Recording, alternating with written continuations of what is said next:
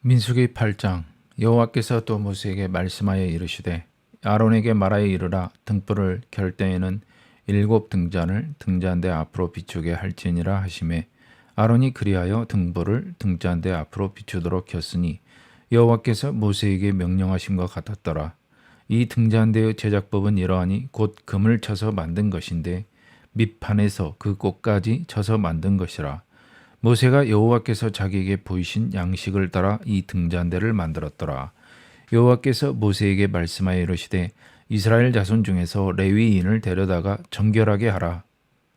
너는 이같이 하여 그들을 정결하게 하되 곧 속죄의 물을 그들에게 뿌리고 그들에게 그들의 전신을 삭도로 밀게 하고 그 의복을 빨게 하여 몸을 정결하게 하고 또 그들에게 수송아지 한 마리를 번제물로 기름 섞은 고운 가루를 그 소제물로 가져오게 하고 그 외에 너는 또 수송아지 한 마리를 속죄 제물로 가져오고 레위인을 회막 앞에 나오게 하고 이스라엘 자손의 온 회중을 모으고 레위인을 여호와 앞에 나오게 하고 이스라엘 자손이 그들에게 안수하게 한 후에 아론이 이스라엘 자손을 위하여 레위인을 흔들어 바치는 제물로 여호와 앞에 드릴지니 이는 그들에게 여호와께 봉사하게 하기 위함이라.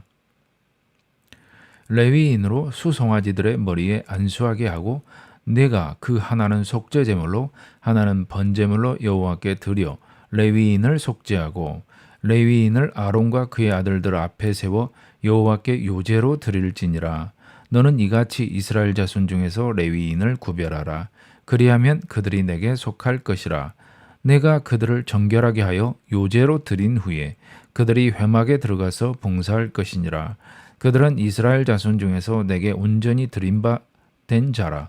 이스라엘 자손 중 모든 초태생 곧 모든 처음 태어난 자 대신 내가 그들을 취하였나니 이스라엘 자손 중에 처음 태어난 것은 사람이든지 짐승이든지 다 내게 속하였음은 내가 애굽 땅에서 모든 처음 태어난 자를 치던 날에 그들을 내게 구별하였음이라. 이러므로 내가 이스라엘 자손 중 모든 처음 태어난 자 대신 레위인을 취하였느니라. 내가 이스라엘 자손 중에서 레위인을 취하여 그들을 아론과 그의 아들들에게 주어 그들로 회막에서 이스라엘 자손을 대신하여 봉사하게 하며 또 이스라엘 자손을 위하여 속죄하게 하였나니 이는 이스라엘 자손이 성소에 가까이 할 때에 그들 중에 재앙이 없게 하려 하였음이니라. 모세와 아론과 이스라엘 자손의 온 회중이 여호와께서 레위인에 대하여 모세에게 명령하신 것을 다 따라 레위인에게 행하였으되 곧 이스라엘 자손이 그와 같이 그들에게 행하였더라. 레위인이 이에 죄에서 스스로 깨끗하게 하고 그들의 옷을 빨매 아론이 그들을 여호와 앞에 요제로 드리고 그가 또 그들을 위하여 속죄하여 정결하게 한 후에 레위인이 회막에 들어가서 아론과 그의 아들들 앞에서 봉사하니라. 여호와께서 레위인의 일에 대하여 모세에게 명령하게 하신 것을 따라 그와 같이 그들에게 행하였더라. 여호와께서 또 모세에게 말씀하여 이르시되 레위인은 이같이 할지니 곧 25세 이상으로는 회막에 들어가서 복무하고 봉사할 것이요 50세부터는 그 일을 쉬어 봉사하지 아니할 것이나 그의 형제와 함께 회막에서 돕는 직무를 지킬 것이요 일하지 아니할 것이라. 너는 레위인의 직무에 대하여 이같이 할지니라. 8장 앞부분에는 등불을 켜는 규정이 나오는데요.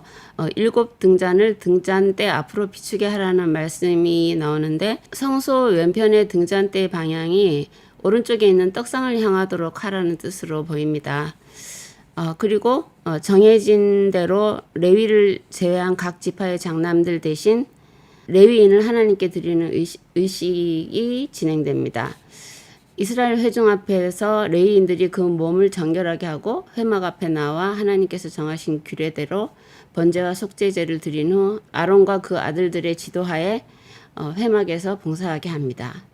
이렇게 하는 이유는 애굽 땅에서 모든 장자를 치신 날에 이스라엘 장자들을 여호와께 구별된 자로 부르셔서 이스라엘 자손이 성소에 가까이 하여 재앙을 받는 것을 막기 위함이라고 하십니다.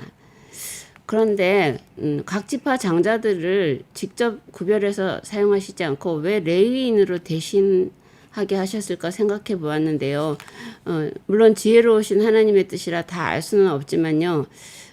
근데 결과적으로 보면 레위 지파가 대신하지 않았다면 이스라엘 장자들이 각 지파에서 계속 태어나고 회막 봉사자가 계속 바뀔 것을 생각하면 한 지파가 계속 맡아서 하는 것이 화합하기도 쉽고 다음 세대에 이 일을 가르치고 이어받게 하기에 더 능률적이었을 것 같아요. 9장 애굽 땅에서 나온 다음에 첫째 달에 여호와께서 시내 광야에서 모세에게 말씀하여 이르시되 이스라엘 자손에게 유월절을 그 정한 기일에 지키게 하라. 그 정한 기일 곧 이달 14째 날 해 질 때에 너희는 그것을 지키되 그 모든 율례와 그 모든 규례대로 지킬지니라. 모세가 이스라엘 자손에게 명령하여 유월절을 지키라 하매 그들이 첫째 달 14째 날 해 질 때에 시내 광야에서 유월절을 지켰으되 이스라엘 자손이 여호와께서 모세에게 명령하신 것을 다 따라 행하였더라. 그때 사람이 시체로 말미암아 부정하게 되어서 유월절을 지킬 수 없는 사람들이 있었는데 그들이 그날에 모세와 아론 앞에 이르러 그에게 이르되 우리가 사람의 시체로 말미암아 부정하게 되었거니와 우리를 금지하여 이스라엘 자손과 함께 정한 기일에 여호와께 헌물을 드리지 못하게 하심은 어찌함이니이까. 모세가 그들에게 이르되 기다리라. 여호와께서 너희에게 대하여 어떻게 명령하시는지 내가 들으리라.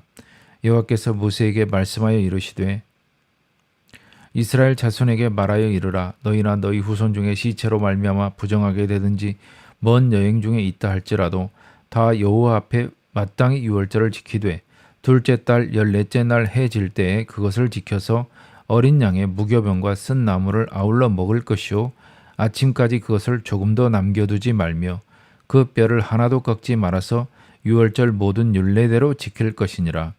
그러나 사람이 정결하기도 하고 여행 중에도 있지 아니하면서 유월절을 지키지 아니하는 자는 그 백성 중에서 끊어지리니 이런 사람은 그 정한 기일에 여호와께 헌물을 드리지 아니하였은즉 그의 죄를 담당할지며 만일 타국인이 너희 중에 거류하여 여호와 앞에 유월절을 지키고자 하면 유월절 율례대로 그 규례를 따라서 행할지니 거류민에게나 본토인에게나 그 율례는 동일할 것이니라. 성막을 세운 날에 구름이 성막 곧 증거의 성막을 덮었고 저녁이 되면 성막 위에 불 모양 같은 것이 나타나서 아침까지 이르렀으되 항상 그러하여 낮에는 구름이 그것을 덮었고 밤이면 불 모양이 있었는데 구름이 성막에서 떠오르는 때에는 이스라엘 자손이 곧 행진하였고 구름이 머무는 곳에 이스라엘 자손이 진을 쳤으니 이스라엘 자손이 여호와의 명령을 따라 행진하였고 여호와의 명령을 따라 진을 쳤으며 구름이 성막 위에 머무는 동안에는 그들이 진영에 머물렀고 구름이 성막 위에 머무는 날이 오래일 때에는 이스라엘 자손이 여호와의 명령을 지켜 행진하지 아니하였으며 혹시 구름이 성막 위에 머무는 날이 적을 때에도 그들이 다만 여호와의 명령을 따라 진영에 머물고 여호와의 명령을 따라 행진하였으며 혹시 구름이 저녁부터 아침까지 있다가 아침에 그 구름이 떠오를 때에는 그들이 행진하였고 구름이 밤낮 있다가 떠오르면 곧 행진하였으며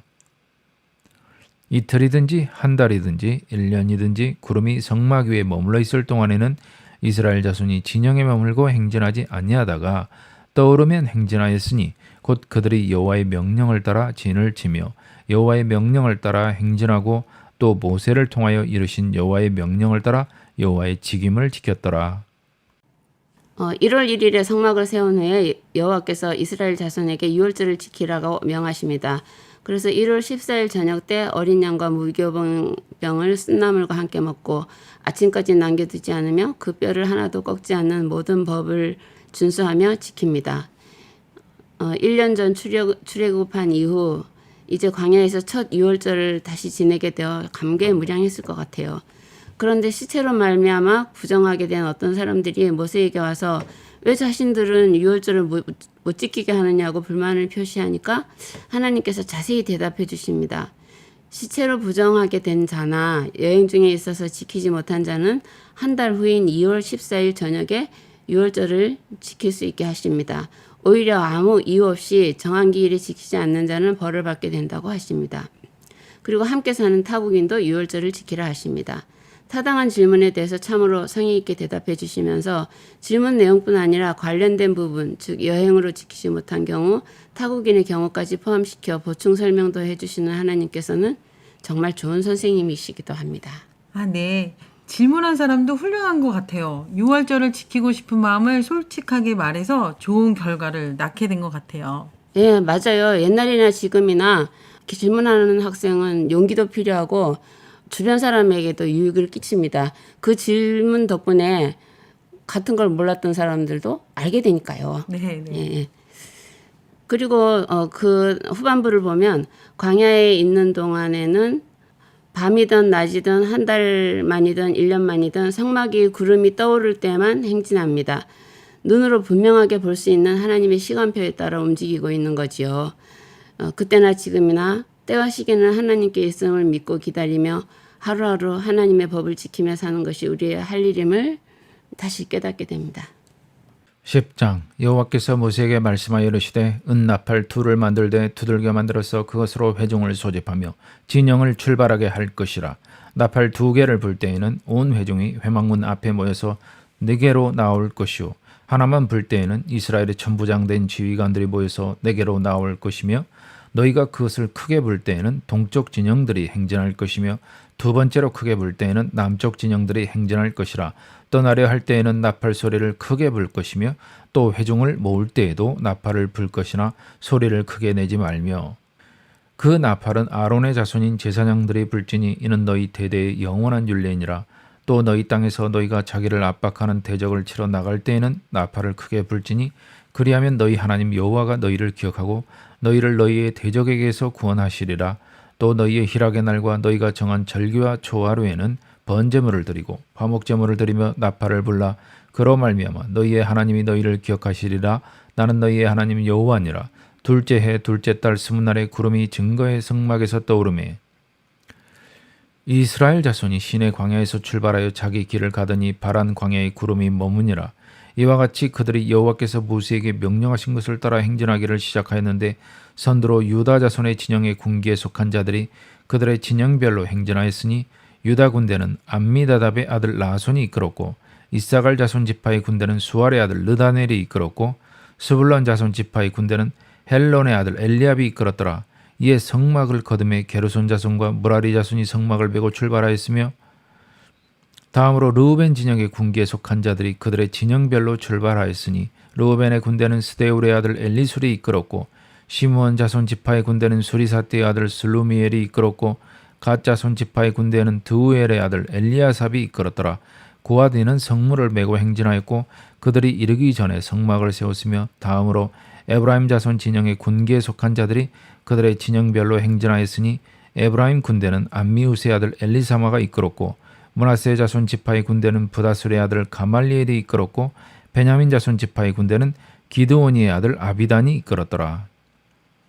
다음으로 단 자손 진영의 군기에 속한 자들이 그들의 진영별로 행진하였으니 이 군대는 모든 진영의 마지막 진영이었더라. 단 군대는 암미사띠의 아들 아이에셀이 이끌었고 아셀 자손 지파의 군대는 오그란의 아들 바기엘이 이끌었고 납달리 자손 지파의 군대는 에난의 아들 아이라가 이끌었더라.